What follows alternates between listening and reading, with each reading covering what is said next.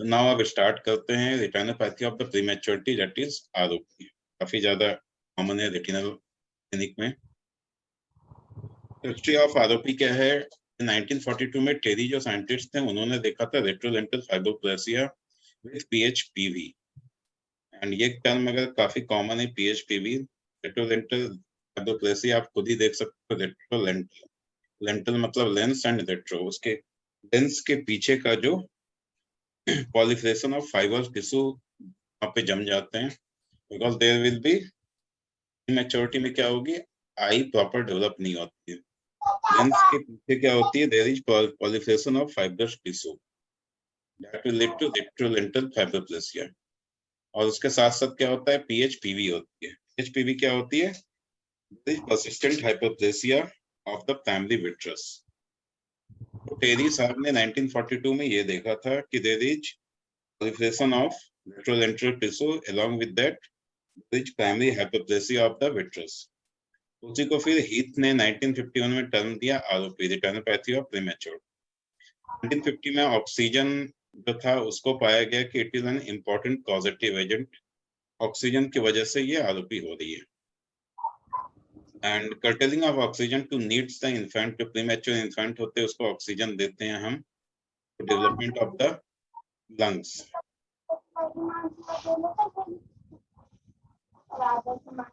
इनका भी request you in लोग को सभी को म्यूट कीजिए।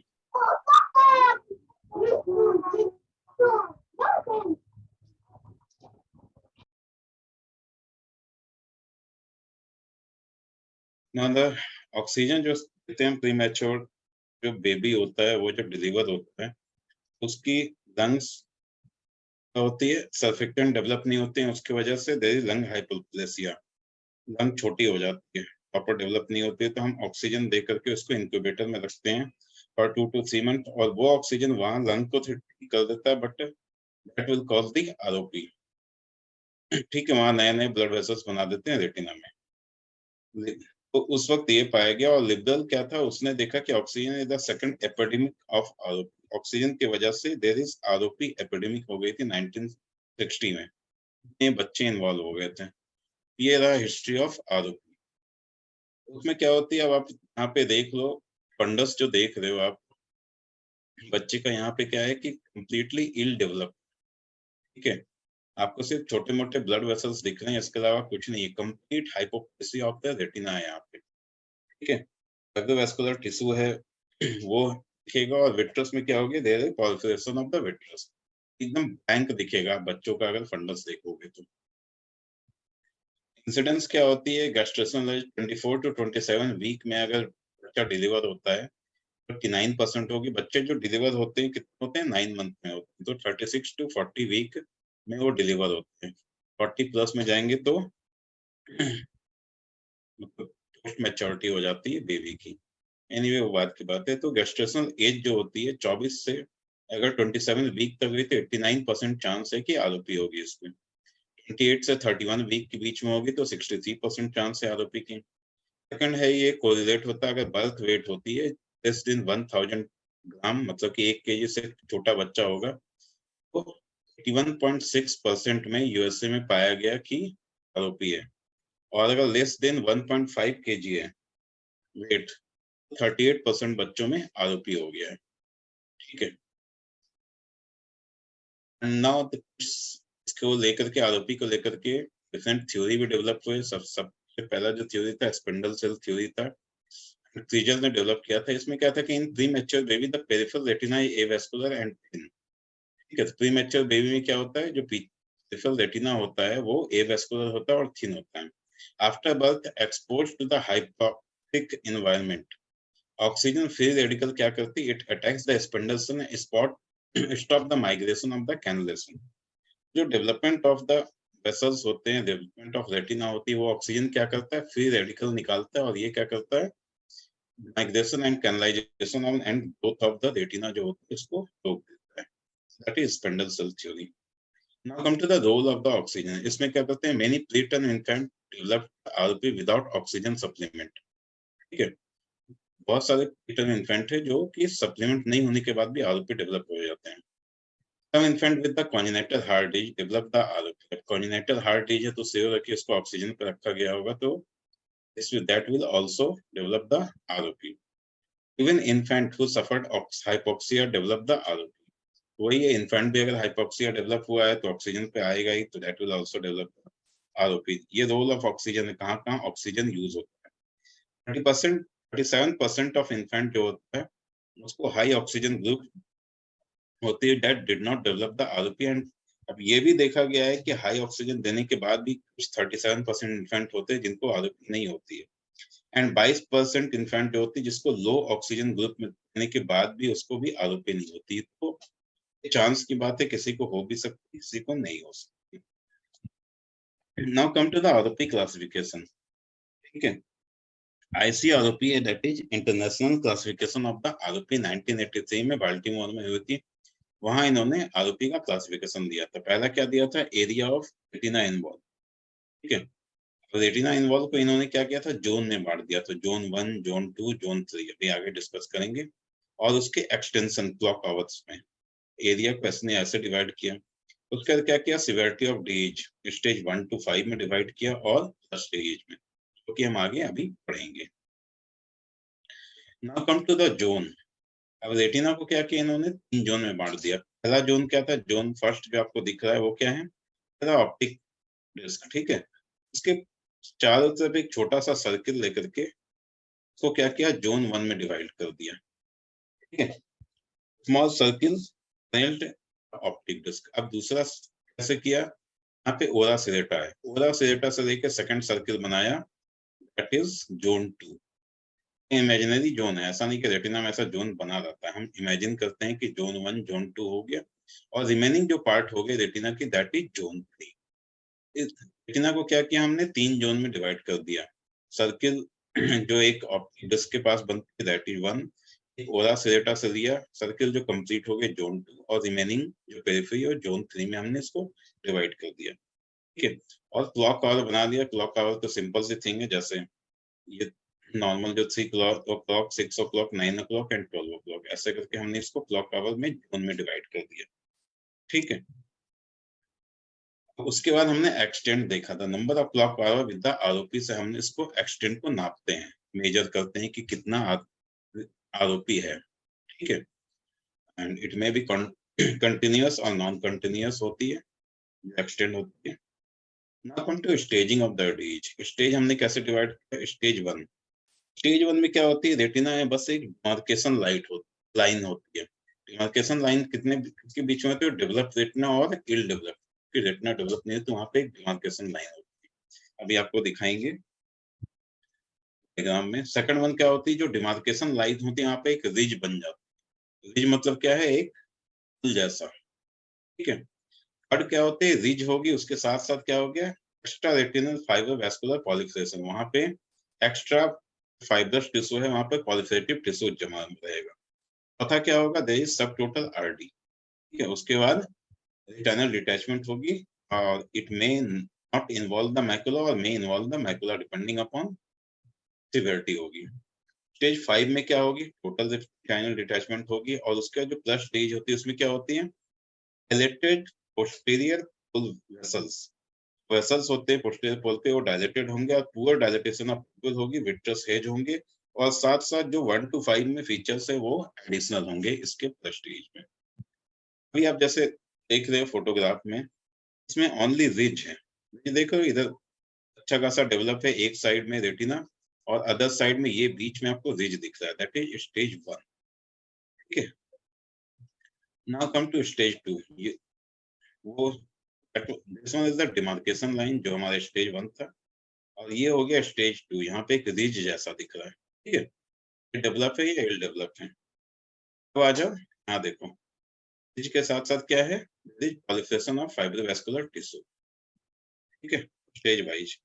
नेक्स्ट आ जाओ, यहाँ पे अच्छी खासी फाइब्रोवैस्कुलर टिश्यू है, और ट्रे पोल्स में वेसल्स जो है डायलेटेड है, और लिटिल बिट आरडी भी दिख रहा है आपको। ठीक है, यहाँ आ जाओ, देखो कंप्लीट आरडी है, इतने बड़े पैनल डिटैचमेंट है। ये हो गया स्टेज 5। ठीक है, और प्लस साइन में सब कुछ मिला करके उसके बाद क्या है, फील्ड आपको डायलेटेड मिलेगा। ठीक है, ये हो गया प्लस स्टेज। स्टेज में क्या क्या थी यहाँ पे देख लो, डायलेटेड पोस्टीरियर पोल वेसल्स होंगे, पुअर डायलेटेशन ऑफ पिप होगी और विट्रस एज होगी। तो आप यहाँ पे देख लो, है रेटिना हमको ढंग से नहीं दिख रहा है तो दे दीजिए विट्रस एज हेयर, उसका पीपल प्रॉपर्ली डायलेट नहीं है, मिड डायलेटेड टाइप है, ये दिख रहा है आपको, और जो वेसल्स है आपको डायलेटेड दिख रहे हैं, along with all the features, that is stage। ये आपको स्टेज हो गए कंप्लीट, ठीक है। ये आप देख लो इसमें वेसल्स कितने डायलेटेड है प्लस स्टेज में, अगर हम अंदर जाएंगे तो ये दिख रहा है। तो स्टेज हो गई, जो स्टेज 6 बोलते हैं, जो एक्सटेंसिव स्टेज होती है, वो ऐसी फीचर्स मिलेगी। उसके अलावा एक और है जापानीज टाइप ऑफ डिजीज होती है आरओपी। इसमें क्या होती है, देयर इज नो, ये क्लासिफिकेशन में फिट नहीं होती। क्यों नहीं होती है? क्योंकि यहाँ पे लाइन और रिज फॉर्मेशन नहीं होती है जापानीज टाइप 2 डिजीज में। And if not treated early तो उसमें मैसिव हेमरेज होगी और रिटाइनल डिटैचमेंट होंगे। एंड अगर टाइम पे ट्रीटमेंट भी होती है तो जापानीज फल्मिनेंट आरओपी में क्या होती है, प्रोग्नोसिस बहुत पुअर होती है। ये देखो जापानीज में कहीं पे भी कोई रिज नहीं दिख रहा है। And later on there will be hemorrhage, dilatation of the vessels, ये हो गया, ठीक है। अब आ जाओ डिफरेंशियल डायग्नोसिस। स्टेज 1 to 3 जो हमने देखा, ridge demarcation line ridge formation थी, ये फाइब्रोवास्कुलर टिश्यू था, इससे हम क्या करेंगे, इसको डीडी कर लेंगे। स्टेज 1 to 3 हमें किसमें दिखेगा, फैमिलियल एक्जिलेटिव विट्रोरेटिनोपैथी में देखेगी, रेट प्रेजेंटेशन में दिखता है। एंड स्टेज 4 to 5 जो आरडी वाले फीचर्स है उसमें लिकोपोरिया होती है। लिकोपोरिया किसमें होती है, आरडी में होती है, मैच्योर कैटरेक्ट में होती है, ठीक है। तो ये सब चीजें जो होती है रेटिनोब्लास्टोमा में होती है, ये भी, इससे भी हम इसको डिफरेंशिएट कर सकते हैं, ठीक है। बट इसमें क्या करेंगे, सीटी स्कैन और अल्ट्रासाउंड करेंगे। पर्सिस्टेंट हाइपरप्लास्टिक फैमिली विट्रस होती है, unilateral the term of birth microcornea में भी मिल सकती है, और अल्ट्रासाउंड से हम इसको डिफरेंशिएट करते हैं। कॉन्जेनिटल कैटरेक्ट सिंपल सी चीज है, जितने भी केसेस में लिकोपोरिया होती है उसको हम डीडी में रख सकते हैं। Come to the time of onset. Onset का टाइम क्या होता है, the onset correlate well with the post conceptional age rather than the chronological age, ठीक है। ऑनसेट जो होता है क्रोनोलॉजिकल एज ना देख करके हम क्या करते हैं, इसका जो एज होती है, जो एज होता है वो हम देखते हैं। क्रायो आरोपी था, स्टडी हुई थी, cryo is the cryotherapy of the retinal of prematurity. इसमें हमने 4099 इन्फेंट को स्क्रीन किया था, वहां से ये निकल के आया। जो स्टेज 1 होती है उसमें ये बहुत ज्यादा चांसेस होते हैं कि 34.3 वीक में है, जो स्टेज 1 होती है। स्टेज 2 कब दिखती है, 35.4 वीक में दिखती है। स्टेज 3 हम देखते हैं लेटर ऑन क्या होता है, 36.6 वीक में, ये सब मीन है। और स्टेज 3 प्लस जो होती है वो क्या कब दिखती है, 36.3 वीक में। थ्रेशोल्ड जो होती है 31.1 वीक में दिखता है, और थ्रेशोल्ड मतलब कंप्लीट जो दिखता है 36.9 वीक में दिखता है। अल्टीमेटली ये स्टडी से ये पता चला कि child born at 24 week will take 8 से 10 महीने फॉर डेवलपिंग द आदत। ऐसा प्री मैच्योरिटी का ये मतलब नहीं है कि कोई अगर 24 वीक में किसी के बर्थ हो जाती है तो तुरंत उसकी आदत स्कैनिंग करेंगे। तो स्टडी से हमें यही पता चला कि कम से कम 8 से 10 वीक, जो फर्स्ट स्टेज हमें दिख रहा है कब दिख रहा है, 34 वीक में, तो हम 8 से 10 वीक वेट करते हैं, ठीक है। तो ये हमेशा याद रखना है कि ROP while one born at 30 week में टेक 2 to 4 वीक। जब भी आरोपी स्कैनिंग करेंगे तो हम 34 वीक से करेंगे। इस स्टडी से हमें ये पता चलता है, ठीक है। ना ही 24 पे ना ही 30 पे, अगर बच्चा पैदा भी हो गया तो we will wait for next 4 to week, जो भी वीक है। अगर 24 में हुआ है तो 10 वीक वेट करेंगे, 30 में हुआ तो 4 वीक वेट करेंगे। After we will do the ROP screening. 34 week से पहले हम नहीं करेंगे। वही चीज है, ROP start between 32 to 34 week except for very mature baby in examination before, that is best. याद रखना है 32 से 34 वीक के बाद ही आरोपी होती है, इसलिए उससे पहले हम एग्जामिनेशन नहीं करेंगे। अब स्क्रीनिंग क्या करेंगे, whom to screen infant less than 1500 gram, ठीक है। तो 1.5 kg से कम का बच्चा होगा तो हम इसको स्क्रीन करेंगे। एंड बेबीज बोर्न एट और लेस देन 32 वीक ऑफ, जैसा अभी बात किया था 32 वीक ऑफ गेस्टेशन, उसकी स्क्रीनिंग करनी है कि इसकी हमें करना है, बट करना कब है, वो 34 वीक का हो जाएगा। स्पेशल क्राइटेरिया किसी किसी में होता है जो सिक बेबी होते हैं, जिसको बहुत ज्यादा ऑक्सीजन सपोर्ट की जरूरत पड़ती है, सेप्सिस होती है, ARDS होती है, निमोनाइटिस होती है, मल्टीपल ट्रांसफर मल्टीपल डिलीवरी होती है, तो इन सब में हम पहले कर सकते हैं स्पेशल क्राइटेरिया, क्योंकि एक्सेस ऑक्सीजन हम इसमें यूज करते हैं। When to screen, the first screening at 32 week post conceptional, but not necessary in the first week of the life. Okay, or each child should receive an examination within 4 to 6 week of the life. ठीक है, या तो screening कब करेंगे, 32 week में करेंगे, या फिर कोई भी बच्चा पैदा लेने के 4 से 6 वीक के अंदर हम एक बार स्क्रीनिंग कर सकते हैं। अब ये नॉर्मल सी चीज है, पिपलेट डायलेशन डायटेशन हम कैसे करते हैं, जो अकॉर्डिंग टू बुक करते हैं, हम साइक्लोपेंटोलेट बहुत ज्यादा यूज करते हैं बच्चों में। इसके कुछ साइड इफेक्ट भी होते हैं, क्योंकि बच्चे प्रीमेच्योर होते हैं, नए नए होते हैं, इसलिए इसमें GIT and CNS side effect काफी ज्यादा होते हैं। ठीक है, और सबसे खास करके एपनिया होती है, बच्चे एपनिक हो जाते हैं थोड़ी देर के लिए, लाइक जैसे कि वो बेहोश हो जाते हैं, इस टाइप के होते हैं। फेनाइलेफ्रीन यूज करते हैं, बट हाइपरटेंशन इंकैप्सुलोपैथी हो सकती है। टॉपिकामाइड फेनाइलेफ्रीन को हम 50-50 कंसंट्रेशन में बना के करते हैं, आर्टिफिशियल टीयर मिक्स करके, thereafter we will also use this. ठीक है, साइक्लोपेंटोलेट का कंसंट्रेशन 0.2 to 0.5 में यूज होता है, और ट्वाइस 15 मिनट के इंटरवल पर हम 2 बार देते हैं, और एक्सेस ड्रॉप को साफ कर देते हैं, वाइप कर देते हैं, और उसके बाद एग्जामिनेशन करते हैं, और उसके बाद क्या करते हैं, फीडिंग अवॉइड करते हैं हाफ टू 2 घंटे ऑफ एग्जामिनेशन के बाद। ठीक है, because we have to monitor, तो हम ड्रॉप डाल रहे हैं आंखों में, उसे हमें मॉनिटर करना पड़ता है नेक्स्ट 2 घंटे के, सभी के साइड इफेक्ट अवॉइड करते हैं हम फीडिंग को, so that we will monitor the patient, खास करके एपनिया। उसके बाद क्या एग्जामिन करते हैं, सबसे पहले पोस्टीरियर पोल एग्जामिन करते हैं। ठीक है, जो कि स्टेज का साइन होता है। स्टेज में क्या होती है, पोस्टीरियर पोल में डायलेटेड वेसल्स दिखेंगे, मोटे मोटे। ठीक है, एंटीरियर सेगमेंट में क्या देखेंगे, टोनिका वेस्कुलेटा लेंटिस और फिल देखेंगे। पेरिफेरी फॉलो अप करते रहेंगे, डी जोन 1 और 2 को वीकली फॉलो अप करेंगे, और जोन 3 को क्या करेंगे, 2 वीकली फॉलो करेंगे। ठीक है, और 6 monthly follow up for the reflection strabismus retinal periphery और फ्रैक्शन ग्लूकोमा और कैटरेक्ट के हम एवरी 6 मंथ से इसको फॉलो अप करते रहेंगे। तो पता ही होगा हम जैसे एग्जामिन करते हैं बच्चों को, वो हो गया। इंडिकेशन फॉर द ट्रीटमेंट, अब क्रायो आरओपी कब करते हैं, स्टेज 4 और मोर कंट्राजियस और 8 कम्युलेटिव। अब यहाँ पे फिर से हम आगे क्लॉक आवर्स में। ठीक है, 3 क्लॉक आवर इन्वॉल्व है, आरओपी जोन 1 में है तो हम करेंगे। ठीक है, और जोन 2 में है जो कि थ्रेशोल्ड होती है। और किस में करेंगे हम, थ्रेशोल्ड जो होती है जोन 1 एट एनी स्टेज, अगर जोन 1 के साथ स्टेज है तब करेंगे, जोन 1 स्टेज 3 है विदाउट प्लस है तब करेंगे, जोन 1 में स्टेज 1 है प्लस प्लस है डीज है तब करेंगे। ये याद रखो, जोन 1 है, अब उसमें स्टेज 3 हो गया बट प्लस नहीं है तब भी करेंगे। अब जोन 2 में आ जाओ, स्टेज 2 सेकंड और 3 दोनों होगा तब करेंगे। ठीक है, प्रिंसिपल ऑफ एब्लेशन थेरेपी क्या है, जो एवास्कुलर एरिया प्रोड्यूस होता है angiogenic factor resulting in the abnormality of fibrovascular proliferation. ये मतलब कि क्या है, एवास्कुलर एरिया जहाँ पे सप्लाई नहीं हो रही है, वहां पे क्या होगा, आप एक्सेस ऑक्सीजन दोगे तो क्या होगा, नए ब्लड वेसल्स फॉर्मेशन होंगे, that will lead to haemorrhage and proliferative of abnormal tissue. वहां पे एब्लेशन एरिया को डिक्रीज करते हैं, क्या करते हैं उसमें, decrease the stimulus and resultant to regression. हम क्या करते हैं, लेजर करते हैं और क्रायो करते हैं। इसमें क्या है, 90% सक्सेस रेट होती है, और कुछ फेलियर्स भी होते हैं। फेलियर्स कब होते हैं, अगर वो बहुत लेट प्रेजेंट कर रहा है, पेशेंट लेट आपके पास आ रहा है, टाइप 2 डिजीज है और अनस्टेबल सिस्टमिक कंडीशन है, तब जाके ये हो सकता है। ठीक है,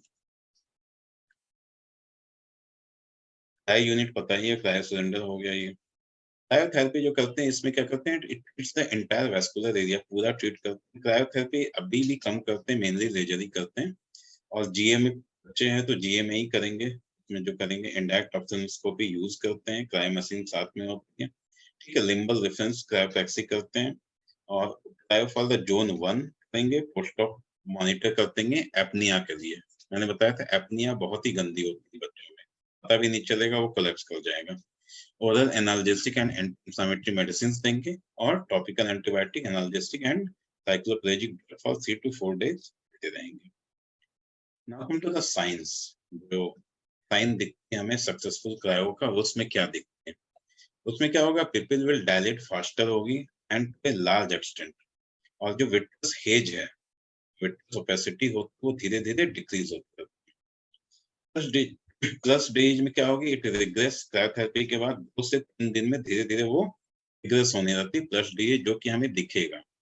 there is decrease in the dilatation the tortuosity of the posterior pole vessels. जो वेसल्स होते हैं प्लस डेज में क्या होते हैं, डायलेटेड होते हैं, उसके डायलेटेशन और टॉर्चोसिटी धीरे धीरे कम होने लगती है। जो रिज हमें दिखता है वो क्या होगा, लूज होता चला जाएगा इन एक वीक में, और ब्लड वेसल्स क्या होंगे, start growing in the cryo area. जहां पे हम क्रायो करते हैं वहां पे ब्लड वेसल्स फॉर्मेशन शुरू हो जाएंगे। 2 वीक के बाद क्या दिखेगी, cryo mark pigmented with the ROP regresses. अब उसके बाद क्या है, पिगमेंटेड रेटिना हमें दिखने लगेगा 2 हफ्ते के बाद। And if the plus Ds and ROP do not seem to be regressing, retreatment of inadequately treated or skip area। अगर प्लस डी रिग्रेस नहीं होता है फिर रीट्रीटमेंट करेंगे, या बीच बीच में स्किप एरिया बनता है जहां पे हीलिंग नहीं होती, वहां पे अगेन हम क्रायोथेरेपी करेंगे। कॉम्प्लिकेशन ऑफ क्रायो क्या होता है, लोकल में लीड इडमा होगा, पेरिऑर्बिटल स्वेलिंग होंगी, ठीक है, 3 to 4 days में होगी, हेमरेज हो सकते हैं, ब्लॉक्स द विजुअलाइजेशन ब्लॉक्स हो सकते हैं, विट्रस कॉन्ट्रैक्चर हो सकते हैं, कॉन्जेनिटल टीयर्स कंजंक्टिवल टीयरिंग हो सकती है, हेमाटोमा बन सकती है, स्क्लेरल रप्चर हो सकती है, स्किन पिगमेंटेशन हो सकती है, सीआरएओ एंड रेटिनल टीयर हो सकती है। सिस्टमिक कॉम्प्लिकेशन में क्रायो में क्या है, ब्रैडिकार्डिया होगा, आरिथमिया होगा, रेस्पिरेटरी अरेस्ट होगा, सीजर होगी, that will lead to patient. आप डिफरेंशिएट कर सकते हो लेजर से क्रायो को। एडवांटेज ऑफ लेजर क्या, अभी तो क्रायो कर रहे थे, अब लेजर पे आ जाओ।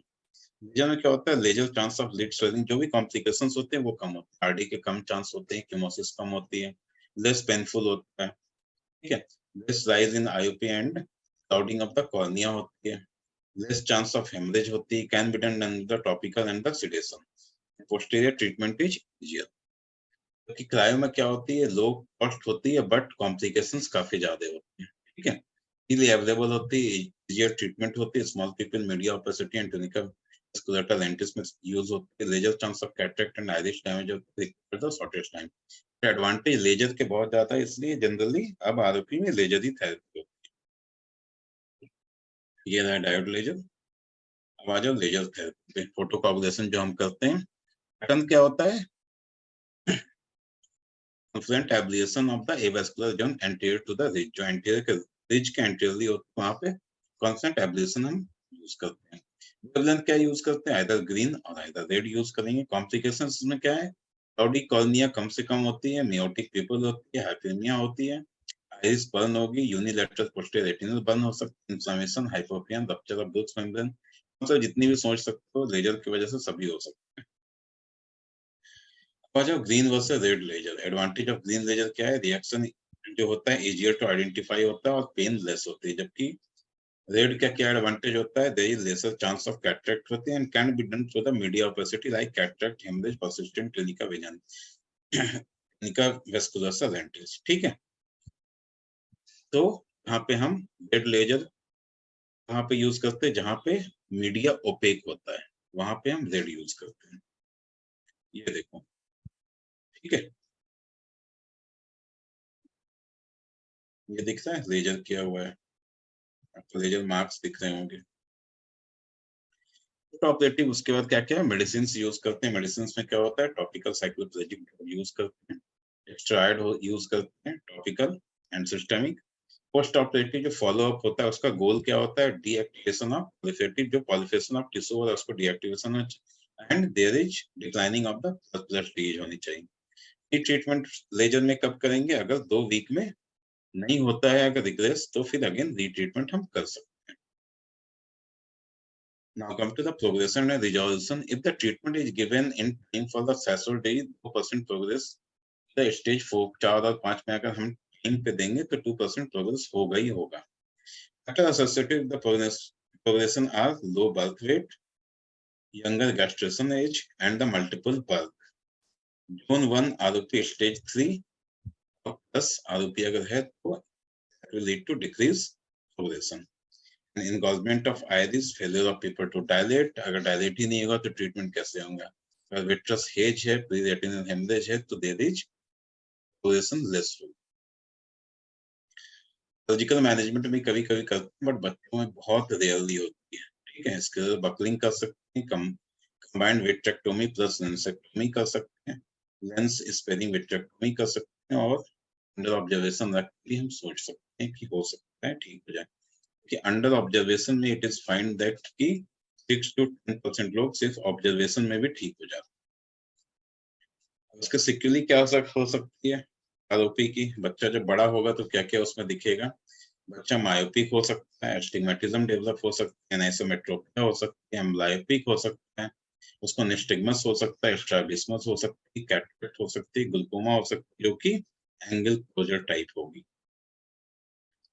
और लास्ट जो है उसमें क्या है, समरी में क्या है, आरोपी जो है retrolental fibroplasia is a vascular proliferative condition peculiar to surviving premature infant. तो प्रीमेच्योर इन्फेंट में आरोपी क्या होती है? It is vascular proliferative condition created by the modern medicine. Simple सी बात है, मॉडर्न मेडिसिन में ऑक्सीजन ज्यादा यूज करते हैं, उसकी वजह से ये ड्रॉबैक हो गई. And increase the skills of the paediatrician. आजकल पीडियाट्रिशियन क्या करते हैं, लो बर्थ वेट को फटाफट उठा के नियोनेटल एनेस्थीसिया में आईसीयू में डाल करके लगा देते हैं ऑक्सीजन. वो ये नहीं सोचते हैं कि आगे क्या होगा. उनका मेन एम होता है बच्चे को बचाना, but there is formation of RP, और इसलिए इंसिडेंस ऑफ आरपी बहुत ज्यादा हो गई, which is inversely related to the gestation age in the birth wait.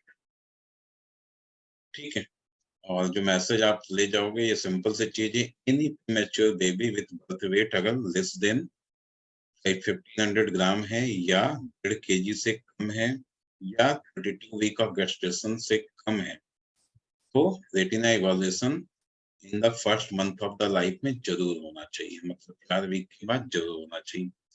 Any baby 1.5 kg से अगर उसकी वेट कम है, 1.5 kg से कम है, 32 वीक से पहले डिलीवरी हुई है, तो उसकी आरपी स्कैनिंग होनी चाहिए उसके अगले महीने, मतलब 4 वीक के बाद.